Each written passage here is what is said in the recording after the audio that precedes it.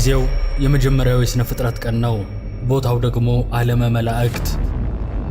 ቅዱስ እግዚአብሔር ቅዱሳን መላእክቱን ፈጥሮ ተሰወረባቸው። ይህን ጊዜ በፍጥረታት ታሪክ ውስጥ የመጀመሪያውን ጥያቄ መላእክት አቀረቡ። ጥያቄያቸው ማን ነው የፈጠረን? ከየትስ ነው የመጣ ነው የሚል ነበር። በቀድሞ ስሙ ሳጥናኤል የተባለው መልአክ በቦታ አቀማመጥ ከሁሉም መላእክት በላይ ስለሚገኝ ለመላእክቱ ጥያቄ እኔ ነኝ የፈጠርኳችሁ በማለት ምላሽ ሰጠ። የመላእክቱ ጥያቄ ግን በዚህ የሳጥናኤል ምላሽ አላበቃም ነበር። አንተ በቦታ አቀማመጥ ከሁላችን በላይ ስለሆንክ ፈጠርኳችሁ ካልክ እኛ ደግሞ ከበታቻችን ያሉትን ፈጥረናቸዋል ማለት ነው ሲሉ ወሳኝ ጥያቄ ሰነዘሩ። ይህን ጥያቄ ተከትሎ መላእክቱ አዎ ሳጥናኤል ፈጥሮናልና በፍጹም እሱ አልፈጠረንም፣ እሱም እንደኛው ያለ ነው በሚሉ ቡድኖች ተከፈሉ። ሌሎች ደግሞ ድምፀ ተአቅቦ አደረጉ። በሰማያውያኑ ሰራዊት ዘንድ ጥያቄ የወለደው ክርክርና መጠራጠር ተነሳ። ዓለመ መላእክት ተጨነቀ። በዚህ ክርክርና ለመግባባት መሃል አንድ ግርማው የሚያስፈራ እሳታዊ መልአክ በነጎድጓዳማ ድምፁ እንዲህ ሲል ተደመጠ። የፈጠረንን አምላካችንን እስክናቀው ድረስ ባለንበት እንጽና። ዛሬ የማረጋጋት አገልግሎቱን ከዓለመ መላእክት እስከ ካህኑ ዘካርያስ፣ ከሰለስቱ ደቂቅ እስከ ቅድስት ድንግል ማርያም፣ ከነቢዩ ዳንኤል እስከ ቅዱስ ቂርቆስና ቅድስት ኢየሉጣ ድረስ ለዘመናት ያለማቋረጥ ደስታና የምሥራቹን ለፍጥረት በመስበክ ስለሚታወቀው መጋቤ ሐዲስ ቅዱስ መልአክ ጥቂት እነግራችኋለሁ። አብራችሁኝ ቆዩ።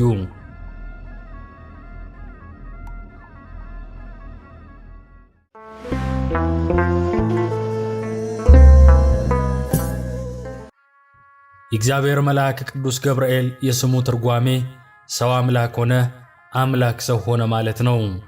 ገብርኤል ሆይ ተመርምሮ ለማይደረስበት ስም አጠራርህ ሰላም እላለሁ። ነገር ግን አምላክ ሰው ሆነ፣ ሰው አምላክ ሆነ ማለትን ይመስላል እንዲል መልካ ቅዱስ ገብርኤል። ቅዱስ ገብርኤል የጌታችን የመድኃኒታችን የኢየሱስ ክርስቶስን መምጣትና ሰው መሆን ለመናገር ተልኮ የምሥራች ዜናን ያበሰረ፣ በዲያብሎስ የተንኮል ወጥመድ ገብተው ለተሰናከሉ ፈጥኖ ለእርዳታ የሚደርስ፣ በጨለማና በሞት ጥላ ውስጥ ለሚኖሩ ሁሉ የብርሃን ፋና ያበራ፣ ሰብአ ሰገልን የመራ ቅዱስ መልአክ ነው። ከቀድሞ ጀምሮ ቅዱሳን ነቢያት ከእግዚአብሔር ተልከው መንፈስ ቅዱስ እንዳናገራቸው ዓለምን ስለማዳን ከጽዮን የሚወጣው ከያዕቆብ በደልን የሚያርቅ ጌታ ይወርዳል ይወለዳል በማለት በየወገናቸውና በየዘመናቸው የተናገሩትን የትንቢት ቃል ያስፈጸመና የምሥራችን ቃል የተናገረ፣ የጨለማ አበጋዝ በሆነ በሰይጣን ተንኮል የእፉኝት መርዝ በሰው ልቦና ውስጥ አድሮ የነበረውን የሐዘን ስሜት ያጠፋ የእግዚአብሔር መልአክ ስሙ ቅዱስ ገብርኤል ይባላል። ቅዱስ ሉቃስ እንደጻፈው መልአኩ ቅዱስ ገብርኤል ሁል ጊዜ ለደስታና ለምሥራች የሚላክ መልአክ ነው። በተለይም ስለ ልደተ ክርስቶስ ለቅድስት ድንግል ማርያም ለመጀመሪያ ጊዜ የምስጋናና የክብር ሰላምታ ያበሰረ በመሆኑ አብሳሬ ትስብት፣ መልአከ ብስራት፣ መጋቤ ሐዲስ ተብሎ ይጠራል። ቅዱስ ገብርኤል ከሌሎቹ መላእክት ተለይቶ መላእክት ከተፈጠሩ በኋላ አምላካቸውን ለማወቅ ማን ነው የፈጠረን እያሉ ሲባዝኑ ሳጥናኤል እኔ የፈጠርኳችሁ ሲል፣ ቅዱስ ገብርኤል ግን የፈጠረንን አምላክ እስከምናውቀው ድረስ በያለንበት እንቁም፣ እንጽና፣ ንቁም በበህላዊነ እስከንረክቦ ለአምላክነ በማለት መላእክትን ያረጋጋ ቅዱስ ድንቅ መልአክ ነው። በዚህም አባቶቻችን እንደሚሉት ይህ ቅዱስ መልአክ የመጀመሪያው የተዋህዶ ሰባኪ ነው። ምክንያቱም ከፍጥረታት አስቀድሞ አምላኩን አውቆ ስብከት የጀመረ መልአክ ነውና። በዚህም ምክንያት ጌታ ነገረ ሥጋዌውን ለድንግል እንዲያበስር አድርጎታል። ከዚህም በኋላ ደጋግ ሰዎችን ለመርዳት የሚወጣና የሚወርድ ቅዱስ መልአክ ሆኗል። ቅዱስ ገብርኤል ከሌሎች መላእክት ተለይቶ ዘወትር በምንጸልያቸው ጸሎቶች ስሙ የሚጠራ ቅዱስ መልአክ ነው። ይኸውም በዘወትር ጸሎቶች በአቡነ ዘበሰማያት፣ በሰላመ ቅዱስ ገብርኤል፣ በውዳሴ ማርያም፣ በይዌድስዋ መላእክትና በመሳሰሉት ጸሎቶች ዘወትር ስሙ የሚጠራ መልአክ ነው። ቅዱስ ገብርኤል ካህናት አባቶች እንደሚሉት ስዕለት ሰሚ እንዲሁም ፈጥኖ ደራሽ መልአክ ነው። በዚህም ምክንያት በክርስቲያኖችም ዘንድ እጅግ ተወዳጅ መልአክ ሆኗል። ስለዚህም ፈጥኖ ደራሹ መልአክ፣ ስዕለት ሰሚው መልአክ ተብሎ ይጠራል። የአምላክ እናት እመቤታችን ቅድስት ድንግል ማርያምም ከሌሎች መላእክት ሁሉ በይበልጥ መልአኩ ቅዱስ ገብርኤልን እንደምትወደው በድርሳነ ገብርኤል ላይ ተጽፏል። ወንድሞቻችን ሆይ እመቤታችን ድንግል ማርያም ከመላእክት ሁሉ ይልቅ ቅዱስ ገብርኤልን በይበልጥ እንደምትወደው ተመልከቱ። የልጇን የጌታችን የኢየሱስ ክርስቶስን ከእርሷ መወለድ ያበሰራት እርሱ ነውና እንዲል ድርሳነ ገብርኤል ዘኅዳር ምዕራፍ 2 ቁጥር 13። ቅዱስ ገብርኤል ብርሃናዊ መልአክ ነው። ቅዱስ ዮሐንስ ወልደ ነጎድጓድ በራእዩ እንዲህ በማለት ተናግሯል። ከዚህ በኋላ ታላቅ ሥልጣን ያለው ሌላ መልአክ ከሰማይ ሲወርድ አየሁ፣ ከክብሩም የተነሣ ምድር በራች ብሏል። ነቢዩ ልበ አምላክ ቅዱስ ዳዊትም መላእክቱን የእሳት ነበልባል የሚያደርግ እንዳለው ቅዱስ ገብርኤል ነበልባላዊ መልአክ ነው። ቅዱስ ገብርኤል ኃያል መልአክ ነው። ቅዱስ ዮሐንስ በራእዩ ብርቱ መልአክ ደመና ተጎናጽፎ ከሰማይ ሲወርድ አየሁ፣ በራሱም ላይ ቀስተ ደመና ነበረ፣ ፊቱም እንደ ፀሐይ እግሮቹም እንደ እሳት አምዶች ነበሩ። የተከፈተችንም ታናሽ መጽሐፍ በእጁ ያዘ፣ ቀኝ እግሩንም በባሕር ላይ ግራውንም በምድር ላይ አኖረ፣ እንደሚያጋሳም አንበሳ በታላቅ ድምፅ ጮኸ በማለት መስክሯል። ቅዱስ ገብርኤል የመላእክት አለቃ ነው። በራማ በሰፈሩት በ10 የነገድ ሰራዊት ላይ የ40 አለቃ ነው። ነቢዩ ሄኖክም በሰራዊት ሁሉ ላይ የተሾመ መልአክ ቅዱስ ገብርኤል ነው ይላል። በዚህም ምክንያት የራማው መልአክ ተብሎ ይጠራል። ቅዱስ ገብርኤል ፈጣን መልአክ ነው። ሊቃውንተ ቤተ ክርስቲያን እንደሚሉት በመድኃኒታችን በኢየሱስ ክርስቶስ ስነ ስቅለት ጊዜ በመስቀል ላይ የደረሰበትን መከራና ስቃይ አይቶ አላስችል ቢለው ሰይፉን ወርውሯል። ገብርኤል ሆይ በዚያ ድብልቅልቅና ሽብር በሆነ ዕለት ከጌታ እግረ መስቀል ስር ለቆሙት ተረከዞችህና ጫማ ሰላም ላለሁ። ገብርኤል ሆይ የጌታን ትዕግሥት የአይሁድን ግፍ ተመልክተህ በታላቅ አደባባይ ላይ ሰይፈ ቁጣህን አምዘገዘግከው። ቅዱሳት አንስት ግን ክርስቶስ ተነስቷል ስላልካቸው የትንሣኤውን ምስራች ይነግሩ ዘንድ ወደ ሐዋርያት ሄዱ እንዲል መልካ ቅዱስ ገብርኤል። ስለዚህ ቅዱስ ገብርኤል ከዓለም በፊት አምላኩን ያወቀ፣ ዓለም ልታልፍ ስትልም የወረወረው ሰይፍ እንደሚያርፍ ሊቃውንቱ ያስረዳሉ። ቅዱስ ገብርኤል ቅዱሳን ሰማዕታትን ገድላቸውን እንዲፈጽሙ እሳቱንና ስለቱን ተሳቀው ወደ ኋላ እንዳይመለሱ ተጋድሏቸውን እንዲጨርሱ የሚረዳቸው የሚያበረታቸው መልአክም ነው። ለዚህም ተጠቃሹ ቅድስት ቤተ ክርስቲያን በሐምሌ 19 ቀን መታሰቢያቸውን የምታደርግላቸው የቅዱስ ቂርቆስና የቅድስት ኢየሉጣን ከቅዱስ ገብርኤል ጋር ያላቸውን ታላቅ ታሪክ እዚህ ጋር መጥቀስ ተገቢ ነው። ቅዱሳን መላእክት የሰው ልጆችን ከመከራና ከስቃይ ለመታደግና በችግር ጊዜም ለመርዳት ሥልጣን ከተሰጣቸው ጊዜ አንስቶ በእግዚአብሔር አምላክ አምነውና ታምነው የኖሩ ጻድቃንን ሲረዱ ኖረዋል። እንደየተልእኳቸውም በአምላካቸው ትእዛዝ ከጠላት እጅ በማዳን ከእቶን እሳትና ከፈላ ውሃ ውስጥ አውጥተዋል። በማዕበል ከመስጠም አድነዋል። እንዲሁም በአራዊት አፍ ከመበላት ታድገዋል። ኃያሉ ሊቀ መላእክት ቅዱስ ገብርኤልም በሐምሌ 19 ቀን ከእግዚአብሔር ዘንድ ተልኮ ቅዱስ ቂርቆስና ቅድስት ኢየሉጣን ከእሳት አድኗቸዋል። ቅድስት ኢየሉጣ በሮም ግዛት በሚገኝ አንጌቤን በሚባል ሀገር በፈሪሃ እግዚአብሔር በክርስትና ሃይማኖትና በበጎ ምግባር ጸንታ ትኖር የነበረች ደግ ሴት ናት። ቅዱስ ቂርቆስ የሚባል ሕፃን ልጅ ነበራት። ይህቺ ቅድስት የዘመኑን አረማዊ መኮንን እለእስክንድሮስን በመፍራቷ ከልጇ ጋር ከሮም ወደ ጠርሴስ በተሰደደች ጊዜ መኮንኑ እነርሱ ከሚገኙበት ሀገር ገብቶ ክርስቲያኖችን እያሳደደ መግደል ጀመረ። የንጉሡ ወታደሮችም እግዚአብሔርን እንዲክዱ ለጣዖት እንዲሰግዱ ቅድስት ኢየሉጣንና ቅዱስ ቂርቆስን አስፈራሯቸው። ቅዱሳኑ ግን ሃይማኖታቸውን ለመለወጥ ፈቃደኛ አልሆኑም ነበር። በዚህም መኮንኑ ተቆጥቶ በዓይንና በአፍንጫቸው ውስጥ ጨውና ሰናፍጭ በመጨመር በጋሉ የብረት ችንካሮች በመቸንከርና መላ ሰውነታቸውን በመብሳት በብዙ ዓይነት መሳሪያ አሰቃያቸው። እግዚአብሔርም መልአኩን ልኮ የጋሉ ብረቶችን እንደ ውሃ ያቀዘቅዝላቸው፣ ስቃያቸውንም ያቀልላቸው ነበር። በሌላ ጊዜም በገመድ አሳስሮ ንጉሡ ሲያስጨንቃቸው ከቆየ በኋላ ራሳቸውን ከቆዳቸው ጋር አስላጭቶ እሳት አነደደባቸው። ዳግመኛም ከትከሻቸው እስከ እግራቸው ድረስ በሚደርሱ ችንካሮች ቸነከራቸው። በዚህ ጊዜ የእግዚአብሔር መልአክ ቅዱስ ገብርኤል ከእግዚአብሔር ዘንድ ተልኮ ከስቃያቸው አድኗቸዋል። አሁንም ቀኑን ሙሉ በልዩ ልዩ የስቃይ መሳሪያዎች ቢያስጨንቃቸውም የእግዚአብሔር ኃይልና የቅዱስ ገብርኤል ተራዳይነት አልተለያቸውም ነበርና ምንም አይነት ጉዳት አልደረሰባቸውም። እንደገናም በመጋዝ ሰንጥቀው በብረት ምጣድ በቆሏቸው ጊዜ ጌታችን ከሞት አስነሳቸውና በመኮንኑ ፊት ድንቅ ተአምራትን አደረጉ። ዳግመኛም በፈላ የጋን ውሃ ውስጥ ቅዱስ ቂርቆስንና ቅድስት ኢየሉጣን ሊጨምሯቸው ሲሉ ቅድስት ኢየሉጣ በፈራች ጊዜ ቅዱስ ቂርቆስ እናቴ ሆይ አትፍሪ፣ አናንያ አዛርያንና ሚሳኤልን ከእሳት ነበልባል ያዳናቸው እግዚአብሔር እኛንም ከዚህ የፈላ ውሃ ያድነናል እያለ ያረጋጋትና በተጋድሎዋ እንድትጸና ወደ እግዚአብሔር ይጸልይላት ነበር። ከዚህ በኋላ ተያይዘው ወደ ጋኑ ውስጥ ገቡ። ውሃውም እንደ ውርጭ ቀዘቀዘ። ደግሞም ወታደሮቹ መንኮራኮር ባለበት የብረት ምጣድ ውስጥ አስገብተው ስጋቸው እስኪቆረጥ ድረስ በጎተቷቸው ጊዜ ቅዱስ ገብርኤል አድኗቸዋል። በመጨረሻም ከእግዚአብሔር ቃል ኪዳን ተቀብለው በመንፈቀ ሌሊት አንገታቸውን ተቆርጠው በሰማዕትነት አርፈዋል። እስከ ሞት ድረስ በታመኑበት ተጋድሏቸውም ከእግዚአብሔር ዘንድ የሕይወትን አክሊል ተቀብለዋል።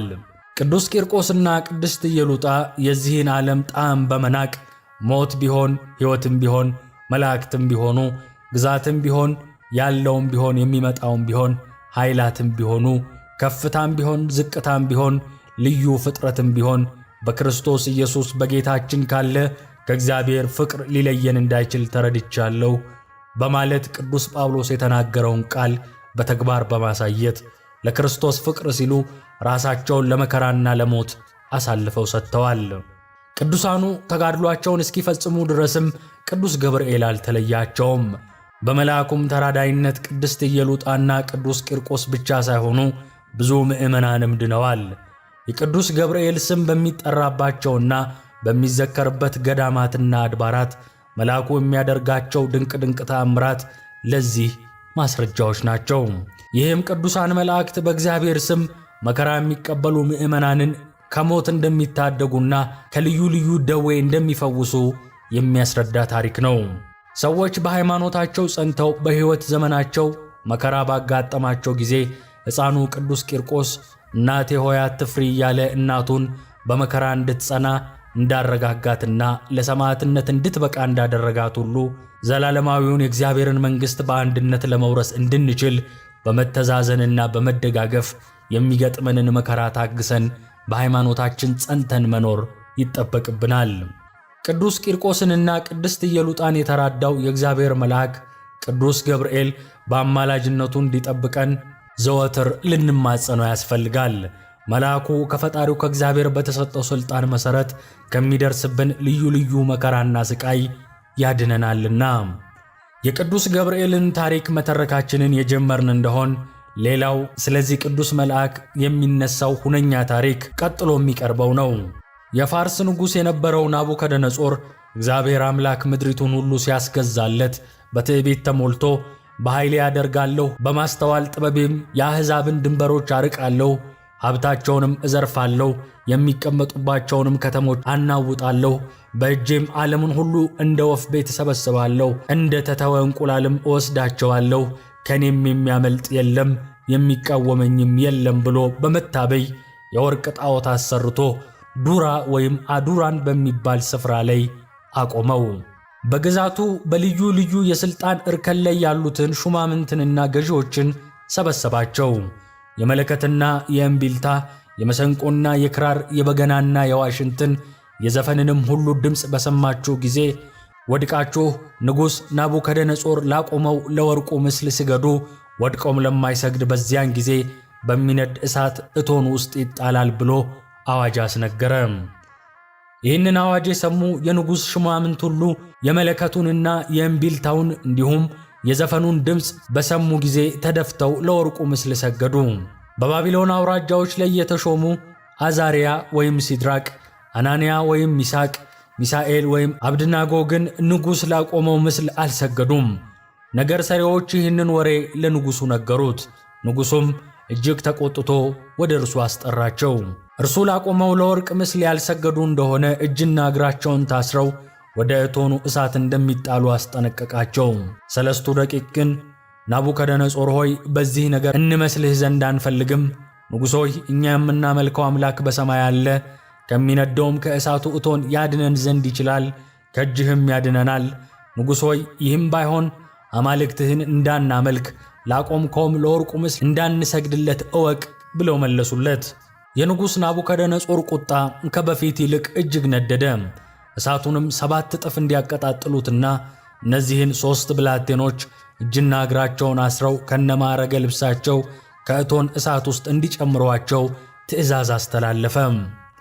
ትእዛዙ አስቸኳይ ነበርና እነርሱን ወደ እሳቱ የጣሏቸውም ኃያላን በእሳቱ ወላፈን ተገርፈው ሞቱ።